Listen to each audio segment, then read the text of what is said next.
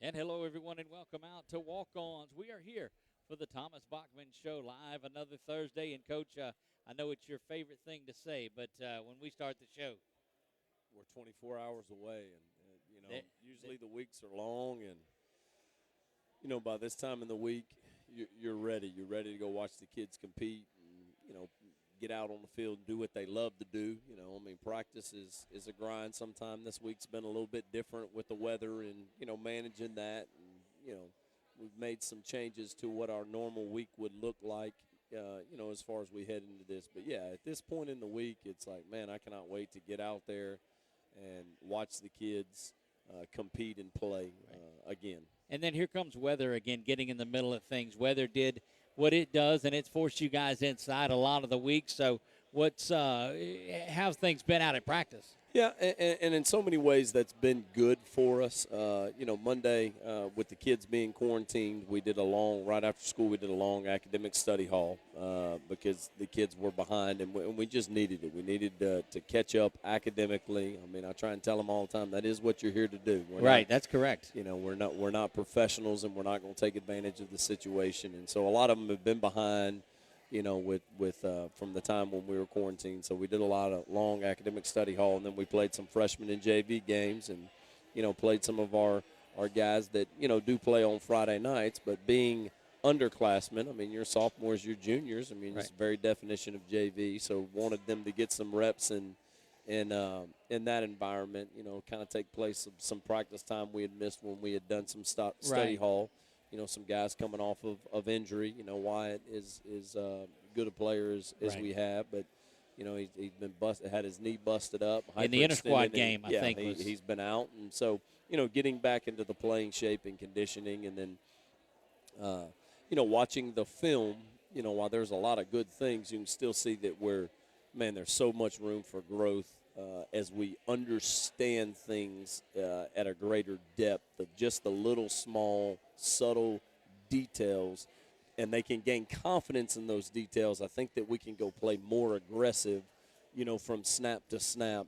And so being inside allowed us to really focus in and maybe try and teach our schemes even better to some of the areas where we are inexperienced. You come off of a convincing Week 1 65-8 victory, and then you come in and take and go against arguably one of the better quarterbacks in the country, if you want to go that route with it, and picked him off twice and dominated. Yet you still come out of there saying, okay, we've got to tweak this and fix that and work on that.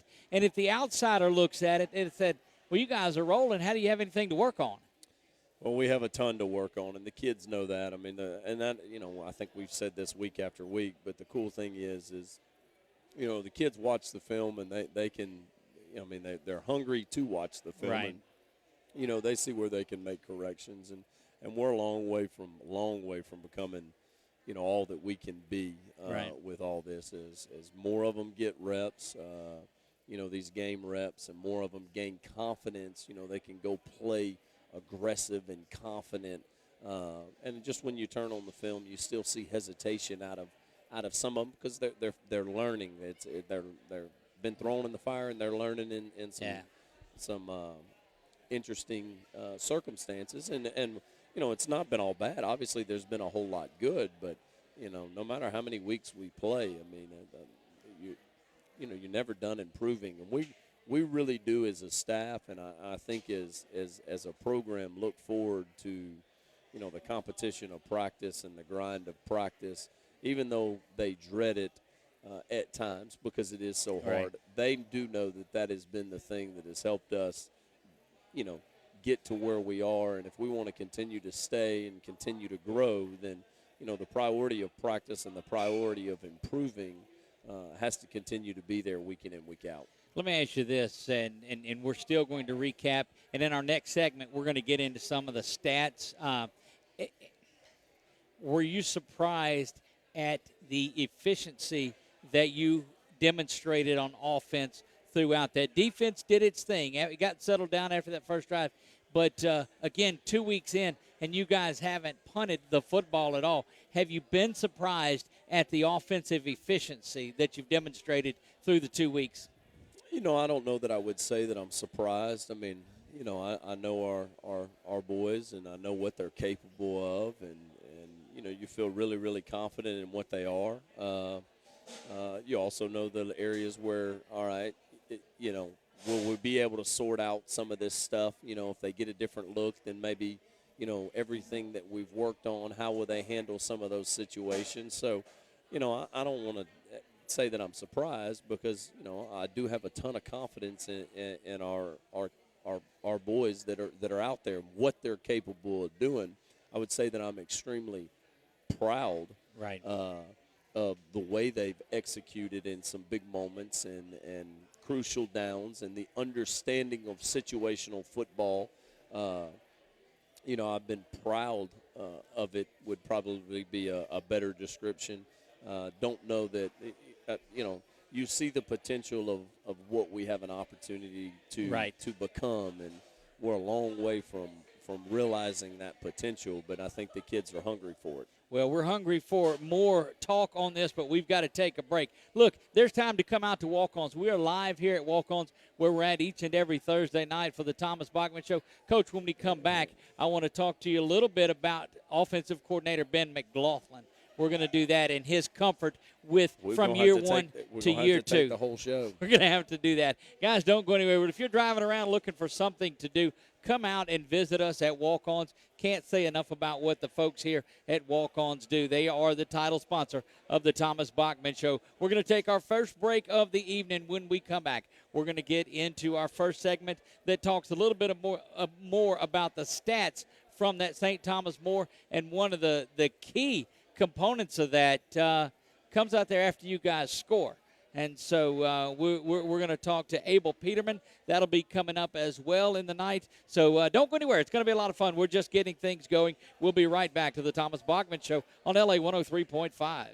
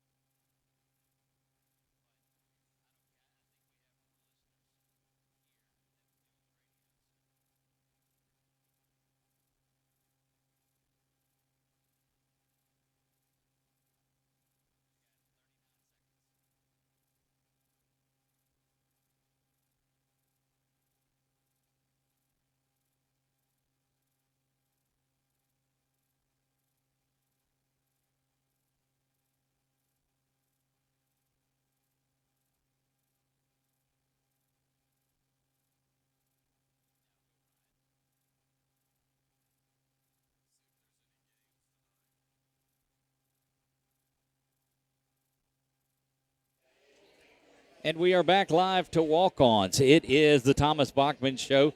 So glad you could join us. We're here. I am Doug Gann alongside of Thomas Bachman, the head coach for the 2-0 Ash Trojans, and sitting here now with kicker Abel Peterman. And Abel, you certainly have not to take the easy way out and make a play on words, but you have been able and up to the task this season kicking the football. So welcome to the show. I'm glad to be here. There you go. All right, try that for me one more time. I'm glad to be here. There you go. Perfect. So you go out there with such confidence. And look, the first thing that I notice, we get out there early and get set up. I think the only one that sets up right after us is your net that gets set out there. You go out there like 4 o'clock to get it. Or it looks like you got somebody else out there setting it up for you. That's got to be cool. Yes, sir. Me and my dad set up the net every game. It's a little family tradition that we do. That's a little superstition. Good luck. Love it. Look, let me tell you, keep doing that. Don't wash your socks, whatever else. Yeah, whatever it takes. Whatever else is going on, keep doing that. It just looks like you go out there. In the past, rotated. You guys there's always been a sense in rotating. But you're the only one out there. And the weapon that you are offensively, having other teams start on their 20, is just it's got to make you proud each time. Yes, sir. It's amazing, not having to go down the field and tackle somebody. So that's why you do it. Yes, little sir. extra That's the motivation. Yeah, That's the no motivation. doubt. Hey, look, we'll take whatever it is. So, and we joke about this, about the fourth or fifth kick. It seems like, all right, either your leg's getting tired because the ball doesn't go into the end zone about the fifth one, or your guys on that kick team are like, hey, let us have some. We're on the kick team. This is our chance. Do they come up to you and say, look, kick it short so we can tackle somebody? Oh, they tell by the second touchback, they tell me to kick it short, and I'm like, I can't. No, That's about it. they don't Because you make got that that call. guy They telling don't make you. that call. No, but it's just and we've looked too. It's not the wind that's doing it. I see a lot of. It looked like following social media that you went to some camps this summer and did some things. What was your off-season regimen like? That's pushed you to where you're at now. Well, I went to a bunch of college camps this season. I went to STM, FAU, UL, ULM, Tech. All of those camps have really helped me become who I am and shaped me for who I am. Look, that's awesome to see. You're listed as the punter on the team. I don't believe that. I've got to go on faith because you guys haven't punted this season, which is a great testament to it, and I guess that's okay with you too. Yes, sir. I'm perfectly fine with that. Go out there and kick the extra points and kick off. He gets the Here ball comes the up voice there. of reason well, I'm just now. saying he gets the ball. I mean, he's got a chance to be a weapon for us. Of course, Joe has the ability to do it, but I know how difficult it is, and that can lead to turnovers when that ball's up there and somebody misjudges it. Right. We get a muff punt and a turnover, so. Abel's one of the better athletes on our team. Probably doesn't, people assume kicker or whatever. I mean, he's a great soccer player. I mean, he's one of the better athletes. He can move, he can run, he can do things that maybe your average, some football-only kicker can't do. So we got a ton of confidence back there, when we put him back there. And just got to debating as a staff. We've always put our quarterback there. We've never, I don't know that we've faked one, but, it just makes people have to defend. But Abel can do all that stuff, and the foot that he has and the ability to change field position is such a weapon. So if and when we get to that, I mean, he'll be trotting out there for us in that regard. 2 for 2 on field goals, I believe, this year. The one in hit each a of the, huge 43-yarder the other night. Yeah. I was shortchanging him. I said 38 a few times, and then I was going back and watching the film over the weekend like, golly, he bombed that. It was 43 yards like it was nothing, and, ton of confidence. It's such a weapon for us. And that moment in the game, that field goal took it from a 2-possession game to a 3-possession game. It was a big moment to where – because they go right back down the field and get points, to make it 38-28, but it's still two possessions where game. If we don't have that, it's just a little bit different feel in the stadium and on the sidelines if it's a one-possession game. So, hit the one going into halftime in week 1. Right. And then, of course, coming out of half this year, big field goal, field position on kickoffs is such. Obviously, we know he can do more than just that. But well, we talked prior to the game, and again, we're sitting with Abel Peterman. You'll see him as number 1 on the field doing the kickoffs and perhaps punting. We'll have to see one of these days. But man, it's just great to see the fact that you're establishing that, because when Coach Bachman and I had our interview during the week, he says, look, St. Thomas More starts out on the plus 40. They start on the plus 30. Well, when you're kicking the ball, they were starting at the 20 the entire night. And forcing any team, much less one with Walker Howard back there at quarterback, forcing them to go 80 yards, it's a difficult task. Yes, sir. What is practice like for you? I mean, because you sure you're not in there with the banging around and the tackling. You got to do a lot of it on your own. What's practice like for Abel Peterman? Well, first we start off with a couple extra points, and then Coach Bachman will just chuck a ball back there, maybe 40 or 50 yards. I make it about every time. I just toss it over my shoulder and say where it lands. Abel, that good? Yes, sir, it's good. He don't bat an eye. It don't matter how far it is. I think earlier in the week he was nailing. He hit a 47-yarder and had plenty of room to spare. What do you think your range is? I've hit a 60 before. With the wind blowing or just getting after it? Decent win. Take it in your A face. 60's a 60. You're exactly right. I'd have to kick it 6 times to get it 60 yards, just so we know. Cool story. We went down and played in a spring scrimmage type thing, and it was really geared towards guys that were trying to become college officials. Right. So they're putting the ball on the 35, and like, whoa, man, the ball's on the 40, and they're like, well, we're trying to do. He bombed it in the end zone from the 35 like it was no big deal. Well, that's good stuff. I'm going to back up a little bit because something you said about the pregame tradition. Tell me about that relationship with you and your dad and that how special that is and the bond that you guys have. Well, the reason I got into kicking was because of my dad. Whenever I was in 8th grade, he got me into it. And ever since then, we've been working towards getting a scholarship and going to college.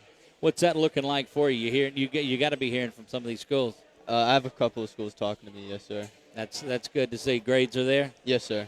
4.0. That's the difference. And if you could go back and tell these kids that are coming up from 7th and 8th grade into high school, look, it starts the day you step on campus. That makes all the difference. Because if you're looking at 2 kids, one's got a 2-point whatever and one's got the 4.0 with the grades, well, here you go, because it's not a hassle on there. Yes, sir. What's your if you're somebody's going to get him and somebody's going to be better for it. There's no doubt about that. What some of the younger guys that are out there, what are you passing along to those guys, to the younger fellas that are on the team that are looking to move into that role as you move on? I'm just trying to teach them the basics. It's not really about power. It's all about technique, and right. That's what a lot of kickers don't know. It's all, yeah. Well, you look at some of the kickers that are out there, and, I mean, you could pick them out because the size is just not there, but it's like swinging a golf club. It's like anything else. It's all in the technique of it. Is that the biggest thing that you work on? Yes, sir. I mean, I'm really not that big of a person. I'm about 160, 5'10", but technique carries it all the way into the back of the end zone every time. So. What do you think this summer, the one thing that you learned that maybe clicked and said, oh, yeah, okay, that's it. I need to do this, and that's going to work? Punting. That was it. So, well, here's hoping that you don't ever have to do that, and we just go through the season without punting on there. Abel, it's great to talk to you, and I think, 14 out of 16 in the end zone this year, yes, touchbacks, and that's a staggering number for any school to get 14 in the entire year, but to have them in the first 2 weeks is really solid. Is there any pre-kick ritual? Because I know that you've got that tradition there with setting up the netting on there, but before you go to kick one, is there something you're doing? I got to get in the mind of a kicker. I've got to see what's going on. Well, I block out all the noise that's coming from everybody. I focus on the ball and the ball only. Right. Yes, sir. That's good stuff. So, now afterwards, a lot of people, they'll say, but I see these guys are coming, they're high-fiving you, fist bump. I mean, they're excited about the work that you're doing and what you're bringing to the team, and I think that's awesome. Yes, sir. The only people that don't high-five me are the guys on kickoff. Look, Coach, I'm going to tell you what. If things don't work out for him kicking down the road, he's got a spot in this seat because he does a great job right there. We'd love to. Certainly, he's doing a fantastic job. And I saw sitting down below us from the press box where we're at, there were some Peterman jerseys scattered around out there too. So it's good to see. It's got to make you feel proud. Yes, sir. So you'll go on to play soccer after this is over too, or? Yes, sir. I'm gonna be playing soccer right after football season. Where are you leaning towards in college? Soccer, football? Football. Football. There you go. Well, sitting and visiting with Abel Peterman. Abel, best of luck to you. Thank you for what you're doing and the dedication and what you're bringing as an Ash Trojan. And we look forward to great things out of you throughout the season and throughout your career. Thank you, Doug. There you go. Abel Peterman joining us. We will be back right after this. This is the Thomas Bachman Show right here on LA 103.5.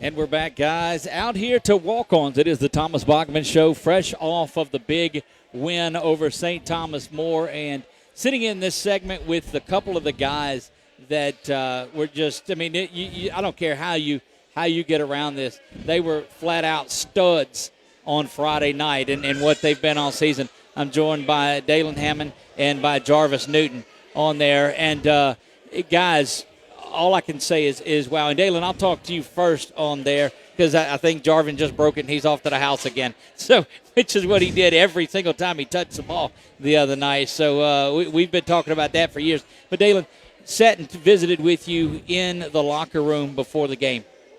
And the statement that you said was, look, they're not putting their best guy on you. They're playing off of you. They're not giving you that respect. And you said, Coach, I'm going to go out there and get my respect tonight. And you go 5 catches, 125 yards, and a touchdown. So do you feel you did exactly what you wanted to do? Yeah, I feel like I made a statement, because most of the time they ain't really gonna play you how you want them to play you, so you got to make them. You know what I'm saying? And you did it. Look, you certainly got folks' attention on there. Is the I guess the cohesion between you and Joe out there as quarterback, having a big, strong arm quarterback like that throwing you ball, that's got to make you feel pretty good too. Yeah, we've been playing for like a long time. He played with me in middle school and coming in high school. It's just like like muscle memory. We did it before. Right. So you guys have been around, and that helps, and it's there. So just but you look at the score and you see 59 points put up in the game, but it was very balanced. You look over there and you've got 259 yards rushing out of Jarvis Newton, and Jarvis, it just I think you carried the ball close to 30 times the other night. Is that Yes, is that right? Yes, sir. 29 times. And 29 times, 259 yards, and 5 touchdowns. Yes, sir. Look, and we've talked about this, and this goes back, I guess, to your sophomore year when you took one back on a kickoff on there. When you get in the open field, I don't think there's anybody that you'll play that can catch you. Yes, sir. Now, that day when you get to the seam, are you the fastest one on the team? Yes, sir. Yeah. Look, Daylon says, I don't know. Have y'all raced? Is that? Now, your time in the 100, though, I think you were second in the state last year, Yes, sir. fastest on that, too. So that's good to see. You guys were so hyped up in that game. How did it feel going out there? Because it was a statewide stage, and there were a lot of people watching this game. Of course, a lot of people picking against you guys, without a doubt. But that's you're no stranger to that. They do that all the time. How does it feel to know that you went out there and played to the potential that you guys had? It felt great because we played against the number 1 quarterback and number 1 team in the state, and came out and got the victory. There you go. Daylon, how is it going against a team like that? And don't get me wrong on there, too. Any week is there. But getting on that stage and playing at that statewide level has got to amp things up in you a little bit. Yeah, most people be like, they say we made a statement last year about making it to the championship, but I feel like we really made a statement beating St. Thomas more, But we still not done. We got a lot more work to be put in. There's the coach has always said, and everybody has said that the biggest game is the next one, and that one is Marksville coming up, and there's a target on your back every time you get out on the field. Everybody says, you know what, they're not going to come in here and do that to us. What do you the intensity? Do you come off that St. Thomas Bowl because all summer long you looked at that game? You knew in the 7-on-7s when you played them, you knew that week 2. How do you guys prevent having a letdown when you go into the Marksville game? Like Coach B say, all that stuff that we did, the St. Thomas More game, that's over. Take one game at a time. There Practice you go. every day. Yeah, we just got to come out and execute and make big plays. How is it? And we ask this, and folks that listen at home, they hear this question a lot, but I like to ask it of the guys that sit in here. How is it? How much better does it make you going against that defense that's on the other side of the ball every day in practice? Oh, it make us better. It make us have more confidence. And, yeah. It's like a relief because they play man in practice. And, we don't really see too much man in 5A. Right, that is true there. As you guys build on, what are some goals that you have for yourselves? Because you're not sneaking up on anybody anymore. Just keep playing a snap at a time, do what I can, keep executing. My goal is to win the state championship. There you go. See that, and that the humility and the humbleness that you guys have, you see that because it's that controlled excitement. And look, I talked to countless of the players on there, and they're so reserved in here. But tomorrow night when you get between the white lines, I mean, you guys go all out. It's a sight to behold. And Daylon, the way that you came out and got that, so you're there now, and Mingo's there, and TJ's there. How, if you're a defense, how do you go out there and game plan to cover that? No, you can't sit back and play the pass because Jarvis is going to go for 259 yards. You can't stack the box because not only do you have the 3 receivers that you got, but, by the way, there's Jermaine and there's James that are catching balls out at the tight end spot. As a defensive coordinator, how do you stop y'all? I mean, God bless them. Hey, ain't too much you can say. Yep. That's right. Has the rain this week affected you guys any? How's that? No, so we still put in some work. We ain't get physical. We just took mental reps this week. mental reps is more important than physical reps. There you go. You got to know what you do before you get on the field and do it. And having the indoor practice facility, that's a legend. Have you guys been able to get outside any this week? We got outside today. Did you? In the mornings. Now, your first road game of the season on there. How does that change what you do tomorrow? Is there any difference on the way that you look at it? No, so just another game. We just got to come out and be 3-0 by the end of the night. There you go. Look, it's great to see the way you guys work. So, school-wise, when you're not at football, Jarvis, what's going on there? Not to see, because I know y'all are 24 hours a day in football. But when it's non-football, Jarvis, what do we get? Work. Hey, not on the football field, sleep, eating, doing schoolwork. Yeah. And that's that mindset. How you guys, and we talked about Abel on there just a little bit early. What kind of you feel about that weapon, knowing that there's a good chance the other team is going to start at the 20-yard line, having a weapon like him in your arsenal as well? That's good because, nobody can run the ball back or anything like that. Get the ball on the 20-yard line. What do you like better, taking a kickoff to the house or one of those big runs from the offensive side of it? Yeah. I'll say a big one. It's because you're not having the other team kicking off to you. That means they scored. Yes, that's right. That's a good answer. We're sitting here with Daylon Hammond, and he is number 7, and Jarvis Newton number 2 this year. Why the switch to 2 this year? 28 you were the last couple of years. Why the switch to 2? Coach B put me at number 2. No, so it wasn't. I've got to think there's some big story to it, but Coach B put you there. Yes, sir. I got you. All right, so we've got a couple of minutes left in this segment, and I've asked you, Jarvis. I know we had you on the show last year a time, but is there a special Thomas Bachman story that you have for us that pretend like he's not looking?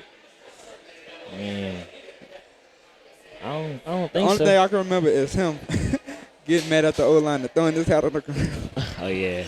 Over and under times he throws a hat in practice or in the game. How many times does he chunk the hat down?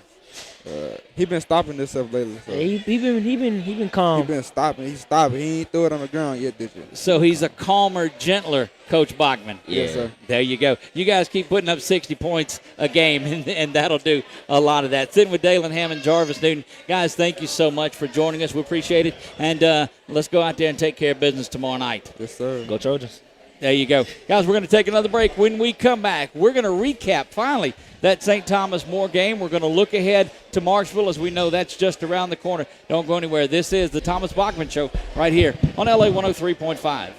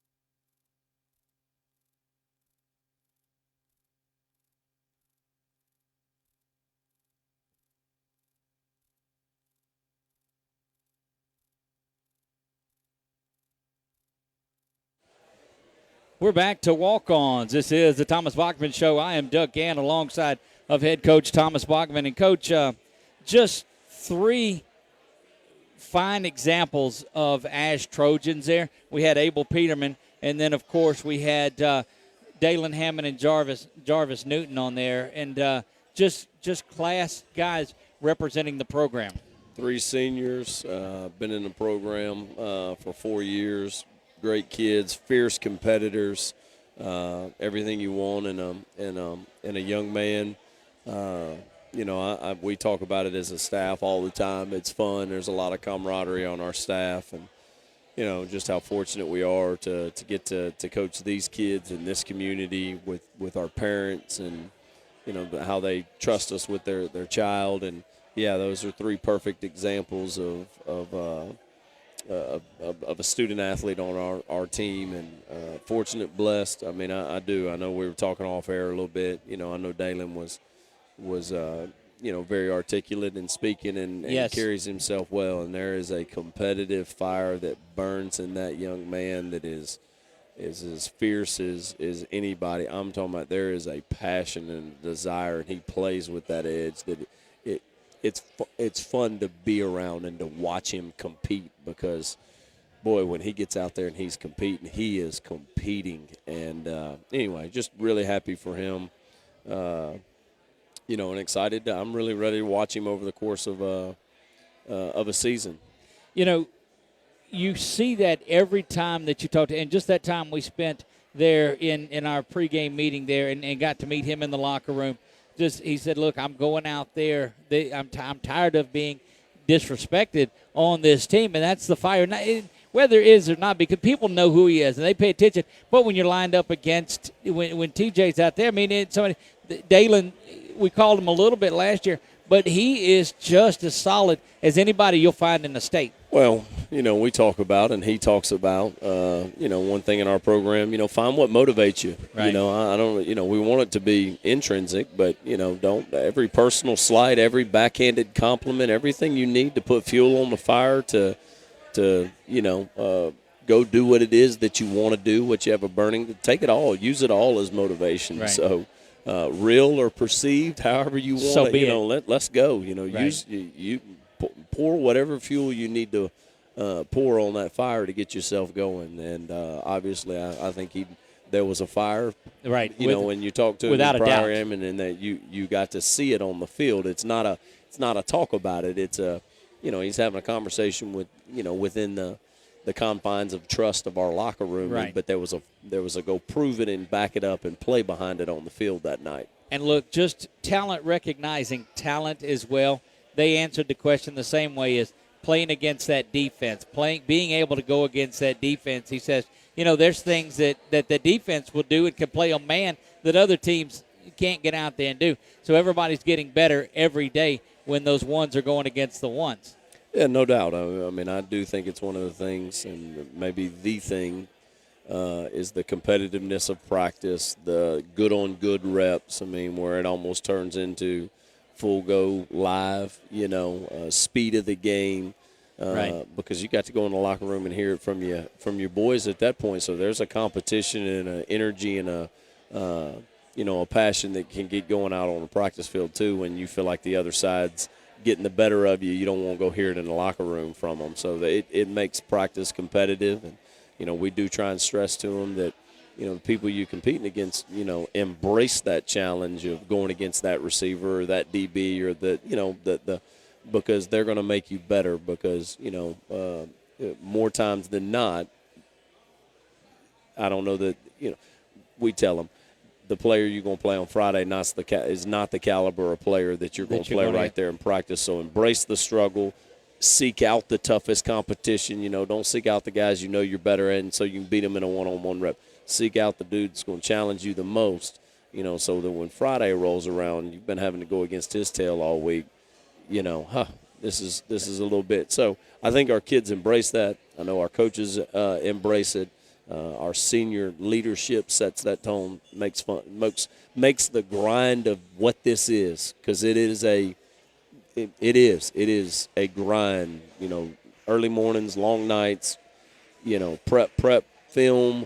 meeting, practice field, meeting, walk through. I mean, it's a lot, and it turns into a grind. But, seeing the big picture and, understanding you got to do what you got to do to get what you want down the road. Right. And it's fun that our kids have embraced that. One of the things that you've talked about through the years, we've always talked about is balance on the offense and a steady mix of running the ball and throwing the ball. You guys have run for 432 on the year and have thrown for 425. Doesn't really get much more balance than that. Yeah, the ability to keep you accountable in both is something we've been striving for a number of years. And, right now, kind of the way the personnel make up, we have the ability to get in a couple of different groupings. The other thing about balance is, when the ball's being – not necessarily just run to pass, but when you got to be accountable for all 5 eligible receivers, so the production begins to get distributed of number of catches and touches. The more we can get all 5 guys involved, that is also balance, beyond just the run pass, and I over the course of the year we'll see what that is. I mean, some guys are going to stand out. I mean, obviously right. Jarvis is going to get a whole lot more touches because he plays tailback. But in the passing game, how is that going to, how's it going to break is the targets go, and something that we try and look at, how many targets does this person have, and how many, because we got to get these guys that can do things with the ball. We got to get them their touches and get them into a rhythm of the game and let them go. And I do think our offensive staff, led by Coach McLaughlin, is as good as there is anywhere in the country. I don't say that as something to try and say over the air. I mean, there's what we have going with man. And that's what we alluded to. You can't handpick a better group. That's what we said. We were coming out of the first segment, and here it is. We're in the 4th segment now and hadn't got back to it because it's just the night flies through. Hopefully the next 23 hours will fly that quick for you too, Coach. But the play calling of Coach McLaughlin, the offensive coordinator, Ben McLaughlin there, it's hard to say this, but knowing that his body of work, but it seems like he's more comfortable and he's spreading out that offense and calling things and getting to where he's saying, you know what, we know these things work. So we're doing a lot of different things. You're featuring the tight end a little bit more, running the ball. I mean, he's still going with that fast offense and slowing it down when you need to. You guys hold the ball 8.5 minutes in the 4th quarter in that game against St. Thomas More when you needed to. How different is it having another year under the belt of Ben McLaughlin? I feel like he came in from day one and just bonded with the guys, the staff, and they work really well together. Obviously, the more time you spend together, the more comfortable you get. Right. Been with our kids now for 2 years, knows the personnel in the locker room and, what their strengths and weaknesses are, and does a really good job of empowering the guys underneath him to bring suggestions and make suggestions and share the workload, and yet he's going to go back and make sure he's doing, his own thing and his own. Right. When I say his own thing, he's going looking at it all. But the input in the run game from Coach Free and Coach Skip is, yep. I know that he trusts and values their opinion. The input from Coach K and Coach Donahoe when it comes to scheming little things here and there, there's value because there's a lot of good football minds in there. I do think that we're blessed than. Some staffs, high school can be different. Sometimes right. you're people's knowledge of the game is different, and you're just trying to fill some jobs and get some people. I feel like the depth of knowledge of our system and the game of football on our staffs is really something that we've got a good thing going right now. I hope we can maximize it. That doesn't shine brighter than it did at the golf tournament that you guys put on. I'm trying to learn as much as I can all along the way, too. And so sitting at the table when we're going to eat is Ben, and it's Mercer, and it's Severio. And Coach McLaughlin saying, well, okay, if we do this, what are you guys doing there? And they're coaching each other up. They're supposed to be out there having a good time and work. But that is a good time to them. They're learning from each other every opportunity they get. Yeah, our coaches love football. I think that's important. Some people want to. I mean, we love this. You know Right. football, the scheme. We love the scheme. We love the people that are involved, the coaches and the players. I mean, the relationships and the bonds. I mean, we've got an office full of people that love football and what comes along with football, and that's special. A lot of people, and we look forward to getting home and seeing our families too. Right. But it's not the second it's over, everybody rushing to get out of there. I mean, there is some time where you're discussing things, and those relationships are genuine, they're real, and I just think that's a hard thing to capture, and it's a hard thing to describe to people. And I think it bleeds down. I said it this summer when I had an opportunity to speak at a clinic of, coaches loving coaches, coaches loving kids, bleeds down to kids. They, in turn, love their coaches and love each other.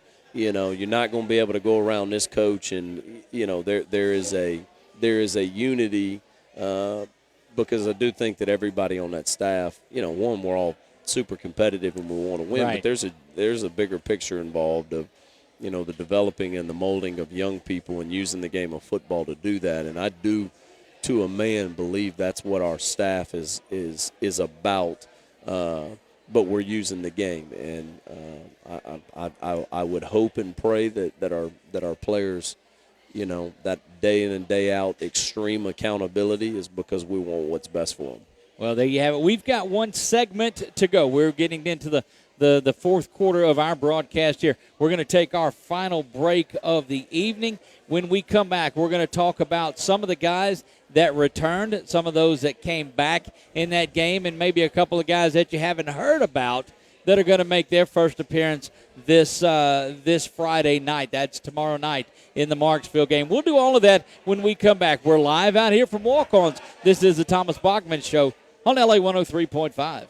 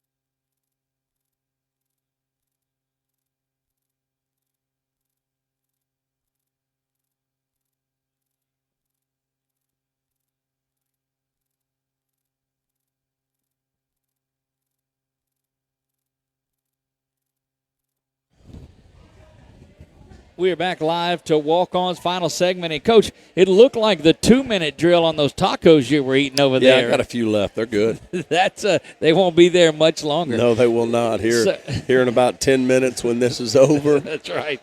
That'd be good. It's straying away from the chicken tenders, almost like an audible there that you called in. Can't say enough about the folks from Walk-Ons that do this for us, Ricky Tompkins and that group, and, of course, Dallas Hickson, the Saddlers, and all of the sponsors that year in and year out are supporting Ash Trojan football. If it wasn't for them, we wouldn't be here. There's so many people in the community. Of course, this all got started with Dallas, and, now Walk-Ons has jumped on board, and just, really grateful. I hope they understand how grateful and how appreciative we are for, what we've been able to, to kind of begin to create. It's a lot of fun. I don't know if I said this last week, but after the games, I kind of take a step back and just watch all the fans, all the families is better, right. All the families and the kids and just the mass of humanity enjoying themselves, and it gives me a tremendous amount of pride to see what's been created, and how many people are affected and have a stake in it. Right. Student section has been our crowd has been awesome. The student section has been awesome. Yep. The support groups, and looking forward to going on the road, but looking forward to getting back home, get back in front of our people and our community. 3-game stretch that you have coming up, of course, will be in Marksville tomorrow night.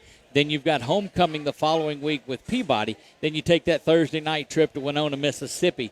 So 3 big games lurking before we get into district, and that'll wrap up all of that. Before we get out of here tonight, you and I talked a little off the air. It had to be good getting Wyatt back, big 97, back on the defensive line for you. Played limited reps last week, played hard. We got to get his conditioning. He had an incredible camp, was giving us fits on the practice field as far as trying to block him in inside and team, and he'll get back to it. We just got to get back in playing shape.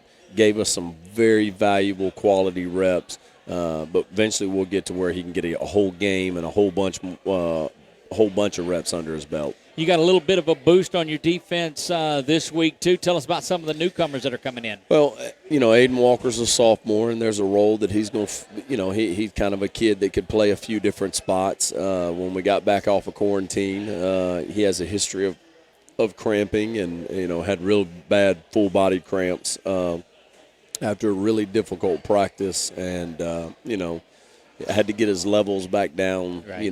With some of that before he got released. He actually spent a few days at Cabrini in the hospital. So he's been released and he's cleared. So he'll be very valuable. And he's young, and sophomore, just a sophomore. He's going to be good. And then, another young man that has a chance to get out there and make an impact is Terrell Blake. He was with us as a freshman. Remember him all those years right. ago. Moved to Shreveport, and now is back with us. And when somebody moves in, or we wanted to make sure that he's good to go, and the LHSA came and did their investigation, make sure that everything is on the up and up. As far you never want to run the risk of